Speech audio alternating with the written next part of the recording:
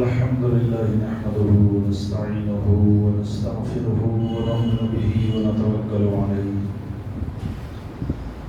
ونعوذ بالله من شرور أنفسنا ومن سيئات أعمالنا من يهده الله فلا مضل له ومن يضلله فلا هادي له ونشهد أن لا إله إلا الله وحده لا شريك له ونشهد أن سيدنا ومولانا محمدا عبده ورسوله أما بعد أعوذ بالله من الشيطان الرجيم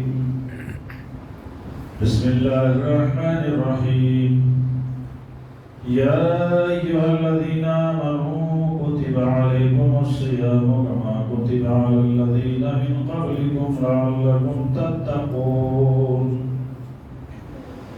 صدق الله العظيم إن الله وملائكته يصلون على النبي يا أيها الذين آمنوا صلوا عليه وسلموا تسليما اللهم صل على سيدنا وعلى آل سيدنا وأصحاب سيدنا وأزواج سيدنا ومولانا محمد وبارك وسلم صلاة وسلاما عليك يا رسول الله صلى الله عليه وآله وسلم بارك مصلیان کرام، اللہ تعالیٰ کا بے شمار فضل و احسان ہے کہ اس نے ہم کو رمضان المبارک جیسا عظیم برکتوں رحمتوں مغفرتوں والا مہینہ عطا فرمایا۔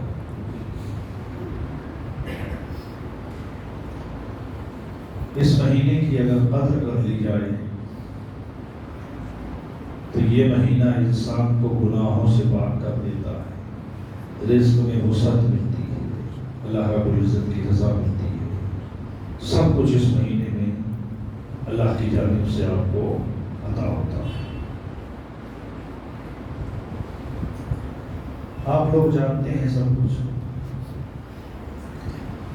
مزید پھر جو آیت کریمہ میں نے تلاوت کی ہے اس کو بھی سنیں اور اس کا ترجمہ بھی سنیں۔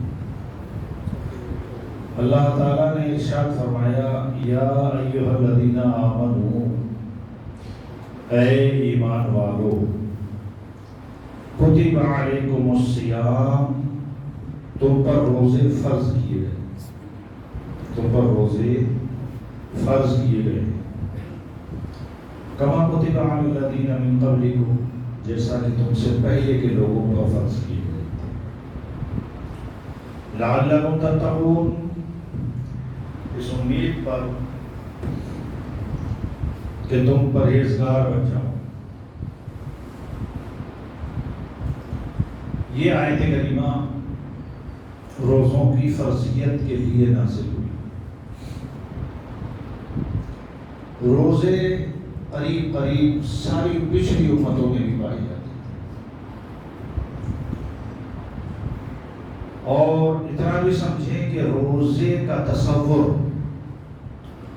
ہمارا روزہ نہیں، روزے کا تصور ہر قوم میں پایا جاتا ہے، خواہ وہ مسلمان ہوں یا غیر مسلم۔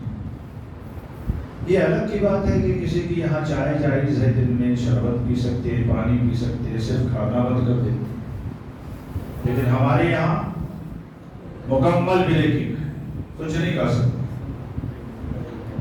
جو روزہ اسلام نے دیا ہے نا، اس کی شان ہی الگ ہے۔ اچھا یہ سمجھیں کہ روزہ دینے کی وجہ کیا ہے؟ انسان جو ہے نا صبح 4-5 بجے سے مسلسل شام کو 6-6:30 بجے تک کچھ نہیں کھا رہا ہے، نہ کچھ پی رہا ہے، نہ کھا رہا ہے، نہ خواہشات کی طرف دیکھ رہا ہے، مکمل پابندی لگی ہوئی۔ اس کی وجہ کیا ہے؟ اور کرے ہر چیز کے پیچھے ایک وجہ ہوتی ہے، اس کی کیا وجہ ہے؟ اللہ تعالیٰ نے انسان کو اشرف المخلوقات بنایا، تمام مخلوق میں بہتر بنایا، تو اب اللہ تعالیٰ کی ایک مخلوق ہے جو مکمل گناہوں سے معصوم ہے، جس کو فرشتے کہا جاتا ہے، ملک۔ تو اب وہ ملائکہ کے درمیان، فرشتوں کے درمیان گناہ کا کوئی تصور ہی نہیں ہے، مگر بندے کو اللہ تعالیٰ نے ایک عظیم رتبہ عطا فرمایا ہے۔ تو اللہ تعالیٰ یہ چاہتا ہے کہ میں اپنے بندے کو ایک ایسے مقام پر لے آؤں جہاں پر بندہ صفت ملکوتیت میں دکھائی دے، اس کے اندر فرشتوں کے صفات ہوں۔ مولا کیا ہے؟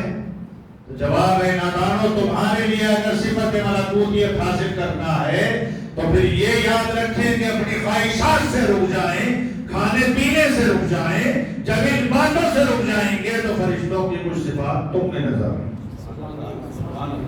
تم میں نظر آئیں۔ اب اللہ تعالیٰ اپنے بندے میں یہ صفت ملکوتیت دیکھنا چاہتا ہے۔ فرمایا یا ایھا الذین آمنوا، اے ایمان والو۔ اتنا سمجھنے قرآن میں کیا کہا گیا؟ اے ایمان والو، تم پر روزے فرض کیے گئے۔ یہ نہیں فرمایا یا ایھا الناس کتب علیکم الصیام، اے لوگوں تم پر روزے فرض کیے گئے، نہیں فرمایا۔ کیوں؟ لفظ لوگ آ جاتا نا تو پھر اس میں سارے لوگ داخل ہوتے، مسلم غیر مسلم سب پائے جاتے تھے۔ اللہ نے فرمایا کہ غیر مسلموں پر نہیں، یہود و نصارہ، مجوسی، ہندو، سکھ، عیسائی، ان پر میں نہیں کہہ رہا ہوں، بلکہ فرمایا یا ایھا الذین آمنوا، اے ایمان والو، اے ایمان والو، کتب علیکم الصیام، تم پر روزے فرض کیے گئے، تم پر روزے فرض کیے گئے، ایام معدودات، چند دنوں کے روزے ہیں، وہ کوئی زیادہ نہیں۔ اللہ فرماتا ہے چند دنوں کے روزے فرض کیے گئے۔ اب روزہ فرض کب ہوا؟ مکی زندگی میں رسول اکرم صلی اللہ علیہ وآلہ وسلم پر اللہ نے روزہ فرض نہیں کیا، نہ مصطفیٰ پر نہ مصطفیٰ کی امت۔ رسول کائنات ہجرت کر کے مکے سے مدینے آ گئے، پہلی سال مدینے رہے، روزہ فرض نہیں ہوا۔ دوسرا سال جب ہجرت کا آیا اور 2 ہجری ہوئی تو اللہ تعالیٰ نے رسول کائنات صلی اللہ علیہ وآلہ وسلم کی امت پر روزے فرض کر دیے، روزے فرض کر دیے۔ مدنی زندگی میں اللہ نے وہ عبادت عطا فرمائی جس کا بدلہ خود اللہ فرماتا ہے میں ہوں۔ مکی زندگی میں وہ عبادت نہیں کی تھی، وہ فرض نہیں کی تھی۔ الصوم لی، اللہ فرماتا ہے روزہ میرے لیے اور میں ہی اس کا بدلہ، میں ہی اس کی جزا دینے والا ہوں۔ تو اب اللہ کا ملنا بندے کو یہ مدنی زندگی میں ہاتھ آیا۔ اس سے پہلے بھی روزے فرض تھے، اس سے پہلے بھی کہ روزہ فرض ہوا، اس سے پہلے روزے فرض تھے۔ مفتی احمد یار خان صاحب رحمۃ اللہ تعالی علیہ نے تفسیر نور العرفان کے اندر اسی آیت کے تحت بیان کیا ہے، ارشاد فرماتے ہیں ابتدا میں محرم کی 10ویں کا عاشورے کا روزہ فرض تھا، فرماتے ہیں عاشورے کا روزہ فرض، فرماتے ہیں پھر ہر مہینے کے 3 دن روزہ فرض تھا، جو ایام 20 کے روزے کہلاتے ہیں، 13، 14، 15، یہ 3 روزوں کی فرضیت تھی۔ مگر اس کے لیے قرآن میں حکم نہیں آیا، قرآن کی آیات سے فرضیت نہیں تھی، یہ مصطفیٰ جان عالم صلی اللہ علیہ وآلہ وسلم کی جانب سے فرض تھا، یہ حدیث مصطفیٰ سے فرض تھا، اور حدیث مصطفیٰ سے بھی فرضیت ہو جاتی۔ آدمی کیا کرتا ہے سر، یہ تو حدیث ہے، یہ تو سنت ہے، یہ تو کر سکتے ہیں، یہ نہیں کر سکتے ہیں۔ ارے رسول کائنات صلی اللہ علیہ وسلم سے بتا رہا ہوں میں آپ کو کہ فرض ہو جاتا ہے۔ رسول کائنات صلی اللہ علیہ وآلہ وسلم نے ارشاد فرمایا لوگوں تم پر حج فرض ہے۔ ایک شخص کھڑا ہوا محفل میں سے، عرض کرنے لگا اکل فی عام یا رسول اللہ، یا رسول اللہ ہر سال فرض ہے؟ سرکار خاموش رہی، فرمایا تم پر حج فرض ہے۔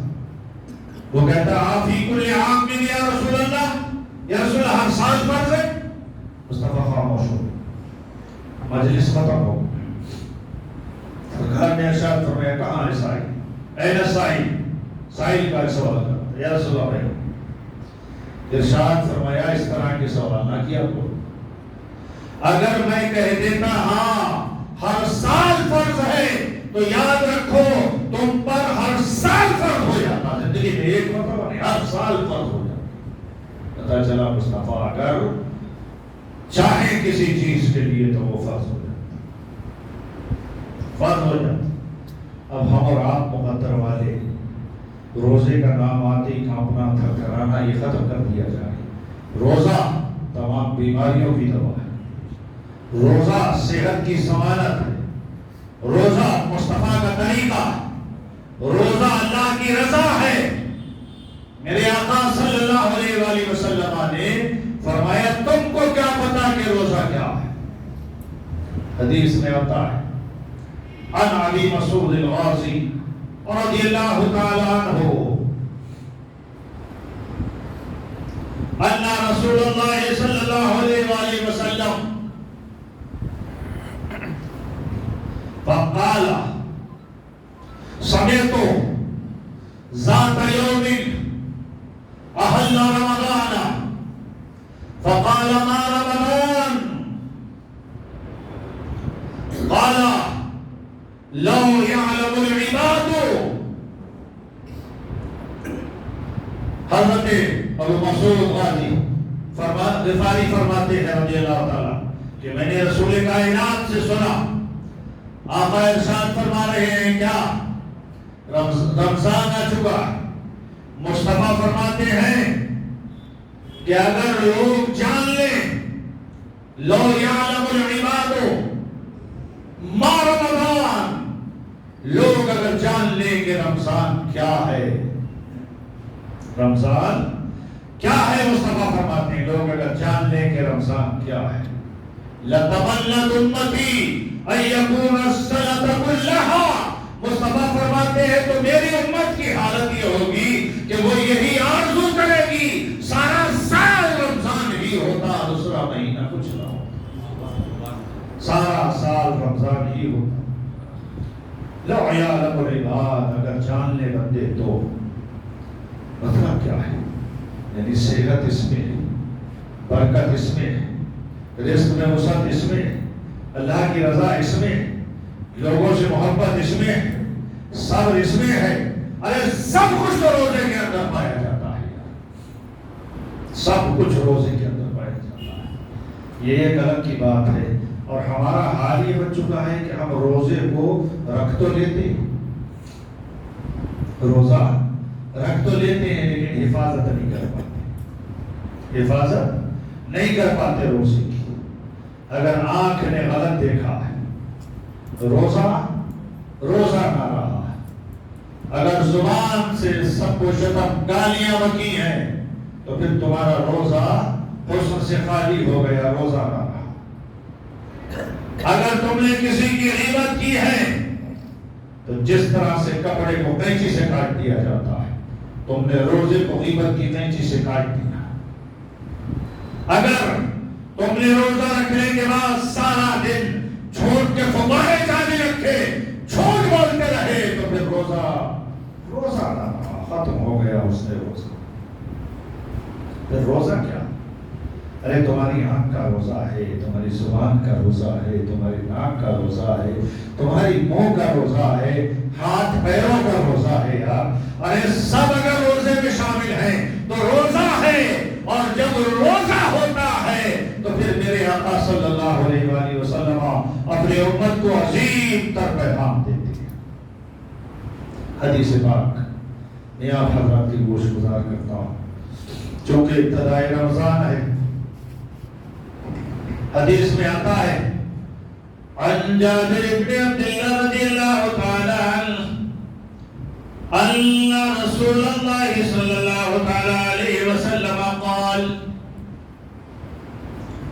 اوتیت امتی فی شہر رمضان خمسا لم یؤتہن نبی قبلی. حضرت جابر بن عبداللہ رضی اللہ تعالیٰ عنہ کہتے ہیں کہ رسول کائنات صلی اللہ علیہ وآلہ وسلم نے ارشاد فرمایا اوتیت امتی فی شہر رمضان خمسا، اللہ تعالیٰ نے رمضان کے مہینے میں میری امت کو 5 خاص باتیں عطا فرمائی، 5 خاص تحفے عطا فرمائے ہیں میری امت کو. آقا ارشاد فرماتے ہیں اما واحدۃ فإنه إذا كان أول ليلة من شهر رمضان نظر الله تعالى إليه ومن نظر إليه لا يعذبه أبدا.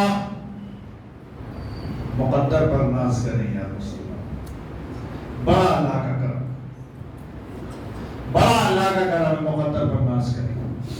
میرے آقا ارشاد فرماتے ہیں وَأَمَّا وَاحِدٌ، وہ 5 چیزیں جو ہے نا، 5 خصلتیں، 5 عطائیں، 5 تحفے جو آپ کو ملے، ان میں سے کیا ہے وَأَمَّا وَاحِدٌ، سب سے پہلا تحفہ کیا ہے؟ سب سے پہلا تحفہ کیا ہے؟ توجہ سے سنیں، انشاءاللہ الکریم آج 5 تحفوں پر میں اپنی بات کو پورا کر دوں گا.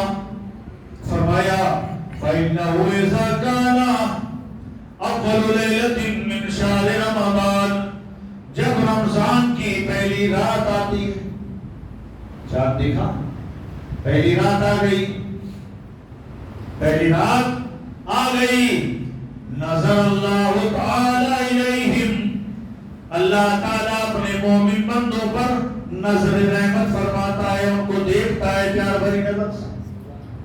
اللہ پیار بھری نظروں سے اپنے بندوں کو دیکھتا ہے.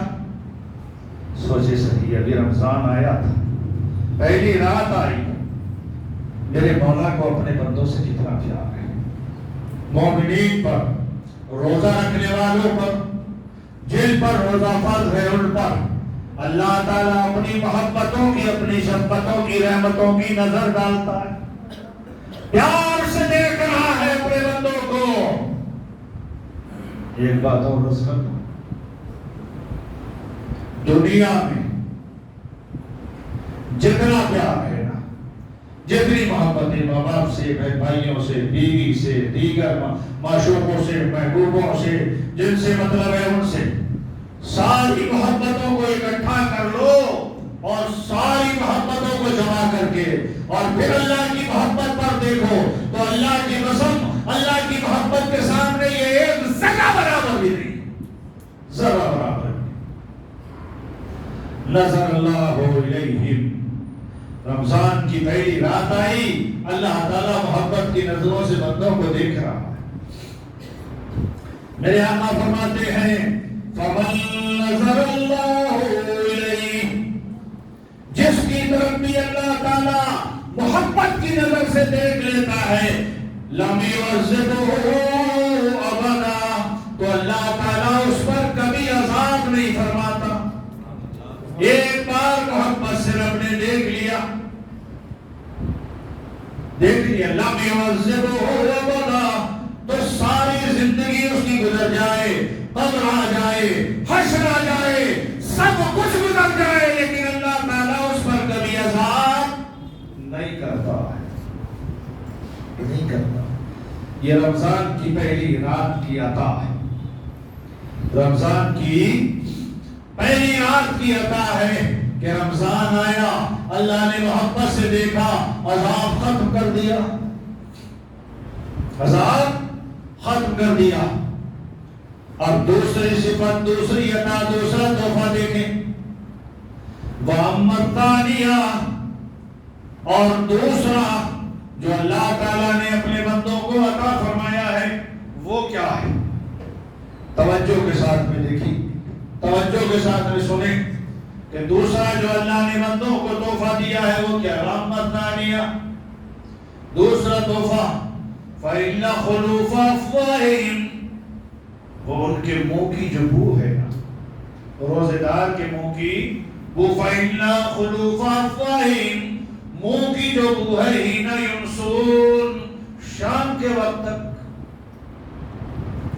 صبح میں تو منہ صاف ستھرا ہے، اب سارا دن چونکہ روزے سے رہے، نہ تو آپ نے کولگیٹ کیا ہے نہ مسواک کی ہے، حالانکہ مسواک وغیرہ روزے میں آپ کر سکتے ہیں، لیکن یہ سوچ کے نہ کریں کہ یہ بدبو منہ سے جو آ رہی ہے ختم ہو جائے، نہیں۔ انسانی فطرت ہے نا کہ اگر بات کرے منہ سے کوئی بو آ رہی ہو نا تو پھر انسان منہ موڑ لیتا ہے، انسان منہ موڑ لیتا ہے۔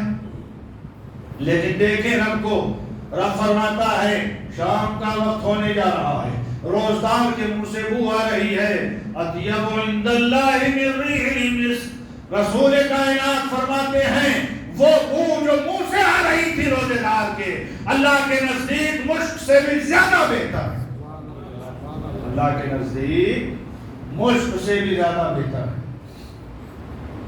ایک بات یہاں پر ایک چھوٹا سا نکتہ عرض کروں، حدیث تو آپ نے سن لی، لیکن کیا ہے، رسول کائنات نے فرمایا اطیب عند اللہ من ریح المسک، مشک سے زیادہ بہتر۔ اس کا مطلب خوشبوؤں میں سب سے بہترین خوشبو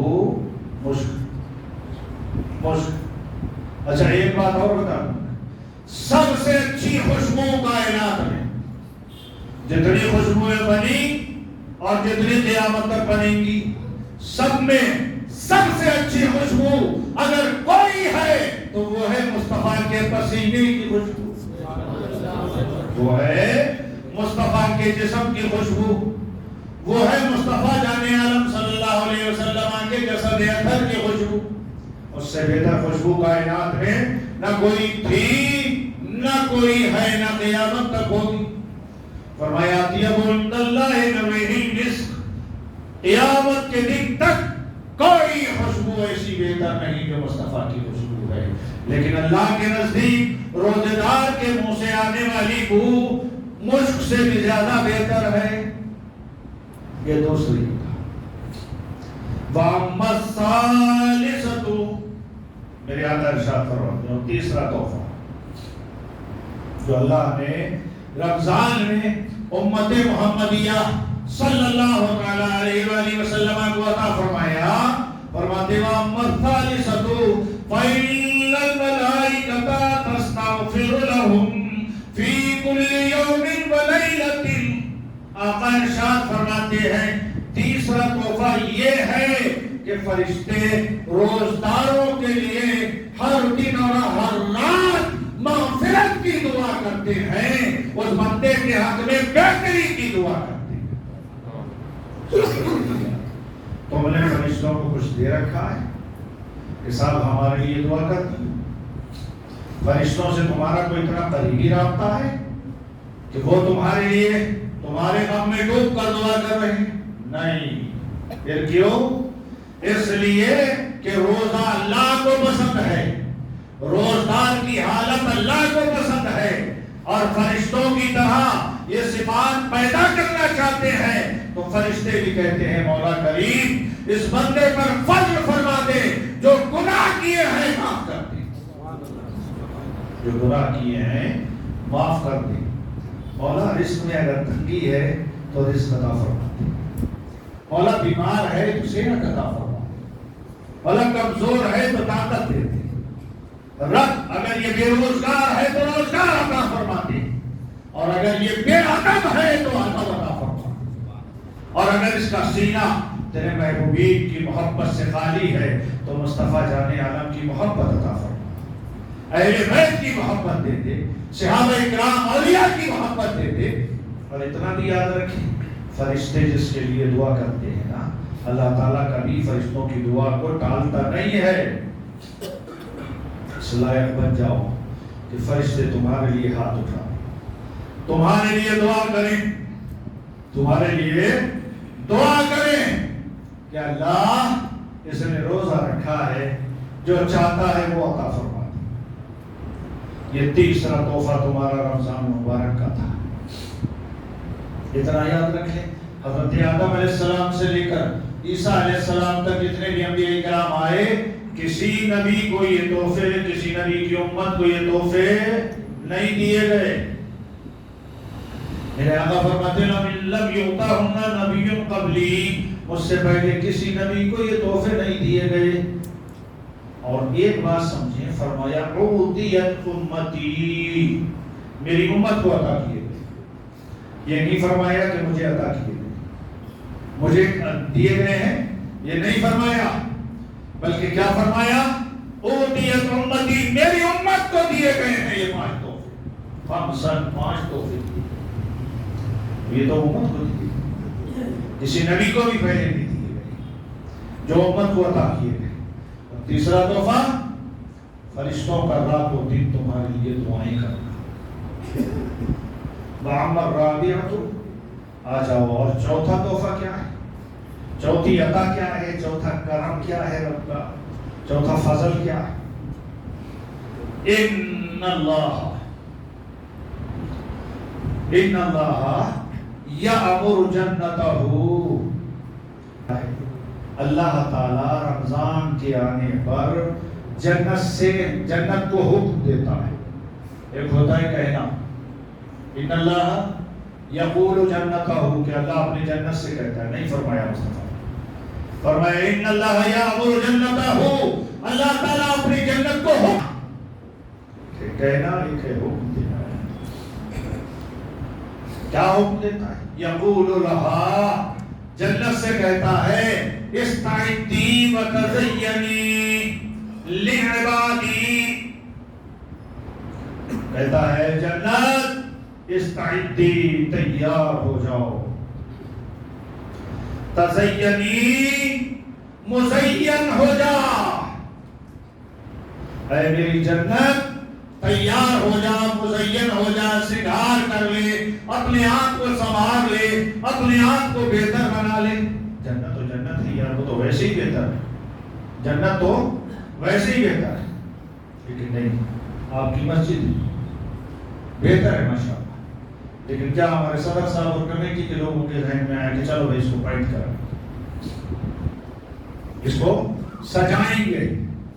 ہوتا ہے قرآن ختم ہونے کی رات میں آپ دیکھتے ہیں کس انداز میں لوگ سجاتے ہیں، پہلے ہی سے تھی، لیکن کیا ہے؟ فرمایا استعدی وتزینی لعبادی، ارشاد فرمایا ہے میری جنت سن، تیار ہو جا اور سنگار کر لے، اپنے آپ کو سنوار لے، لعبادی، میرے بندوں کے خاطر، میرے بندوں کے لیے اپنے آپ کو تیار کر لے، بنا سوا کر۔ کیوں مولا؟ تو اللہ ارشاد فرماتا ہے اوشکو، رسول اللہ کا فرمان ہے، ان یسترحوا من طیب الدنیا الی داری و کرامتی، رسول کائنات فرماتے ہیں، اللہ فرماتا ہے میرے بندے دنیا سے تھک کر آ رہے ہیں، دنیا میں تھکان ہو گئی۔ مولا کیا تھکان؟ فرمایا میری عبادت کرتے تھے، روزہ رکھا، تراویح پڑھی، قرآن سنا، کھڑے ہو گئے، رات کو اٹھے، تہجد پڑھی، سحری کھائی، فجر پڑھی، قرآن پڑھنے لگے، دل گزرا عبادت میں، تھکان ہو گئی میرے بندوں کو۔ تو اے جنت ذرا سن تو، ان یسترحوا من طیب الدنیا الی داری و کرامتی، میرے کرم و رحم والے گھر کی طرف وہ آتے ہیں دنیا کے تھکے تھکائے لوگ، تو ہم جنت میں رہنے کے بعد وہ کچھ آرام کریں گے، وہ کچھ آرام کریں گے۔ کتنا رب مہربان ہے کہ بندہ یہاں تھک رہا ہے، وہاں اس کی تھکان اتارنے کے انتظام کیے جا رہے۔ چوتھا پانچواں، وَأَمَّا الْخَامِسَةُ، پانچواں تحفہ، صرف یہ تحفے۔ پہلا تحفہ کیا تھا؟ پہلی رات جب آتی ہے تو اللہ تعالیٰ محبت سے دیکھتا ہے، جسے محبت سے دیکھے اس پر عذاب نہیں کرتا۔ دوسرا تحفہ، روزدار کے منہ کی بو اللہ کو مشک سے زیادہ پسند ہے۔ تیسرا تحفہ فرشتوں کا رات دن دعائے مغفرت کرنا. چوتھا تحفہ جنت کی تیاری کا اللہ نے حکم دیا. وَأَمَّا الْخَامِسَةُ فَإِنَّهُ إِذَا كَانَ آخِرُ لَيْلَةٍ غُفِرَ لَهُمْ جَمِيعًا. میرے آقا ارشاد فرماتے ہیں پانچواں تحفہ یہ ہے کہ جب رمضان کی آخری رات آتی ہے تو اللہ تعالیٰ سارے لوگوں کی خطاؤں کو معاف فرما دیتا. رمضان کی آخری رات میں سب کی خطائیں معاف ہو گئی, گناہ دھل گئے. ایک شخص نے اٹھ کر کہا یا رسول اللہ صلی اللہ علیہ وسلم کیا یہ لیلۃ القدر ہے؟ یہ لیلۃ القدر ہے؟ مصطفیٰ نے ارشاد فرمایا اللہ نہیں, یہ لیلۃ القدر نہیں ہے. تو کہا پھر یا رسول اللہ یہ کون سی راتیں ہیں جن میں سب کے گناہ دھوئے جا رہے ہیں, سب کچھ دیا جا رہا ہے؟ تو میرے آقا صلی اللہ علیہ وسلم نے ارشاد فرمایا کہ جب کوئی بھی مزدور فإن العمال, جب کوئی مزدور اپنی مزدوری کرتا ہے, دن پورا کر لیتا ہے, وفا اجورہم, تو ان کو اس کی پوری مزدوری دی جاتی ہے. یہ وہ مزدوری ہے کہ رمضان میں محنت کی, آخر میں صلہ مل گیا, آخر میں صلہ مل گیا. اور یہ اول اشرا ہے, یہ اول اشرا ہے. اولہ رحمت, میرے آقا نے فرمایا یہ اول رحمت ہے. چھولیاں پھیلا دو رب کی بارگاہ کی طرف, رحمت طلب کرو, اس سے رحمت حاصل کرو. اور یہ تو پورا اشرا ہی رحمت والا ہے. سب کچھ ملے گا, یقین جانو. مانگنے کا سلیقہ چاہیے, مانگنے کا سلیقہ چاہیے.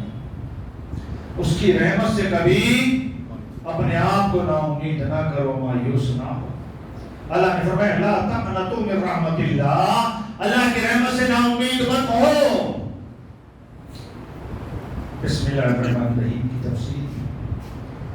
تفسیر نہیں کی, میں ایک واقعہ نقل کیا ہے. دو بھائی تھے, ایک بالکل پرہیزگار اور ایک بالکل گناہگار. مطلب اس کی پرہیزگاری میں کوئی کمی نہیں تھی, اس کی گناہگاری میں کوئی کمی نہیں تھی. یہ گناہگار بیمار ہو گیا, گناہگار بیمار ہو گیا. وہ پرہیزگار بھائی آیا تو بھائی ہوتا ہے یار, کبھی تو رحم آ ہی جاتا ہے. بازو میں بیٹھا اور کہنے لگا بھائی اب مجھے لگتا ہے تو نہیں بچے گا, لیکن یہ بتا کہ اللہ کو جواب کیا دے گا؟ ساری زندگی گناہ کرتا رہا, کیا جواب دے گا؟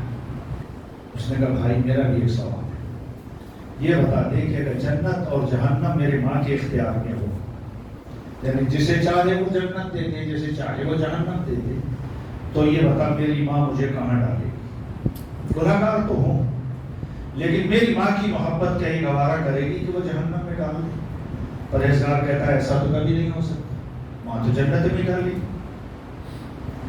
کہ یار اتنی سی محبت ماں کی, میری محبت اتنی سی اس کے دل میں ہے.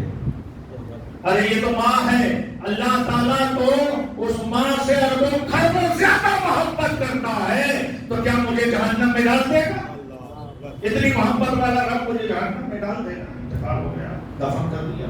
دوسری رات کو پرہیزگار نے دیکھا, کوئی مول صاحب نے دیکھا, صوفی صاحب نے دیکھا, جو بھی ہوگا وہ اپنے آپ کو اچھا سمجھنے والا. اعمال کرو مگر اچھا نہ سمجھو, میں اچھا ہوں سب سے, نہیں میں سب سے برا ہوں. جب تک نیت میں یہ رہے گا کہ میں برا ہوں, اچھے رہو گے, اور جس دن دماغ میں یہ آ گیا کہ میں اچھا ہوں اسی دن سے برے ہو. یہ مطلب پرہیزگار پوچھتا ہے بھائی کیا ہوا یار, تیرا تو عجیب مسئلہ ہے, ساری زندگی گناہ اور یہاں پر بھی تاج پہنے بیٹھا ہے جنت میں. کہنے لگا بس ایک بات جو چلتے وقت میں نے کہی تھی نا, اللہ کو پسند آ گئی, اللہ کو پسند آئی, اللہ نے میرے سارے گناہ معاف کر دیے, تاج پہنا کے جنت میں بٹھا دیا. سوچے صحیح اب کتنا بڑا کریم ہے. اب ایک سے دو چار مجلس آپ حضرات کی گوشت کر دیتے رہا ہوں, وقت تو ختم ہو رہا ہے, لیکن مسئلے سنتے ہیں. ہمارے یہاں کچھ سوچے ہیں, اپنے خیال ہیں, کہتے ہیں اگر تیل ڈالو گے سر میں تو روزہ ٹوٹ جائے گا, سرما لگاؤ گے تو روزہ ٹوٹ جائے گا, کلی کرو گے تو بھی روزہ ٹوٹ جائے، زیادہ سو گے روزہ ٹوٹ جائے، حالانکہ اس میں کسی سے کوئی صداقت نہیں ہے. آپ سارا دن سوتے رہو، روزے پہ کوئی اثر نہیں پڑتا، لیکن اتنا سونا اچھا ہے. روزے میں روزہ یہ چاہتا ہے کہ تم کو کچھ مشقت ہو.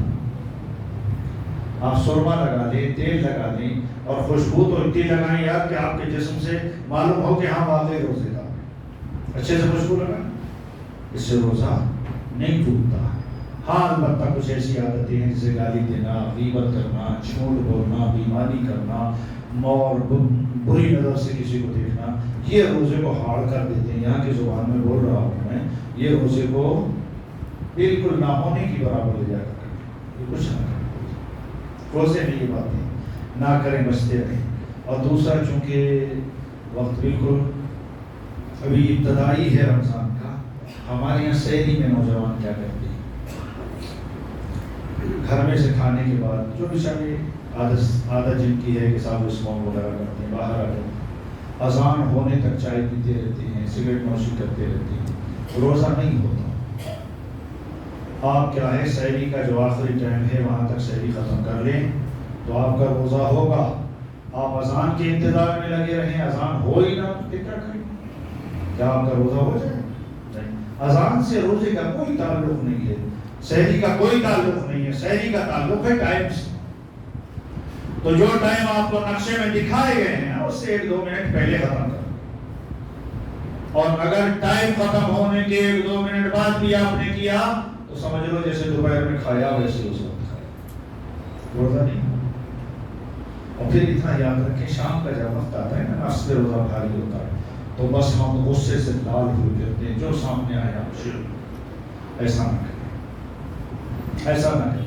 روزے کی صفت یہ لے آئے کہ جو بھی آپ کو برا کہتا ہوا آئے تو آپ نے معاف کر دیا، جاؤ معاف کر دیا. کیوں؟ آپ کے نفس کو روزہ مار رہا ہے، آپ کے نفس کو کنٹرول کر رہا ہے، اور آپ آؤٹ آف کنٹرول ہو جائیں تو پھر یہ کوئی روزہ نہیں بنتا، یہ کوئی روزہ نہیں بنتا. میں نے 1-2 مسئلے آپ کے سامنے پیش کیے ہیں. پھر بھی آپ لوگوں کو اگر کوئی مسئلہ پوچھنے کا ہے تو نماز کے بعد میں پوچھ سکتے ہیں. اللہ تعالیٰ مجھے آپ کو تمام مسلمانوں کو رمضان مبارک کی برکتوں، رحمتوں، مغفرتوں سے مالا مال فرمائے، اور زیادہ سے زیادہ روزے رکھنے کی، نمازیں پڑھنے کی، عبادت کرنے کی توفیق عطا فرمائے. وآخر دعوانا ان الحمد للہ.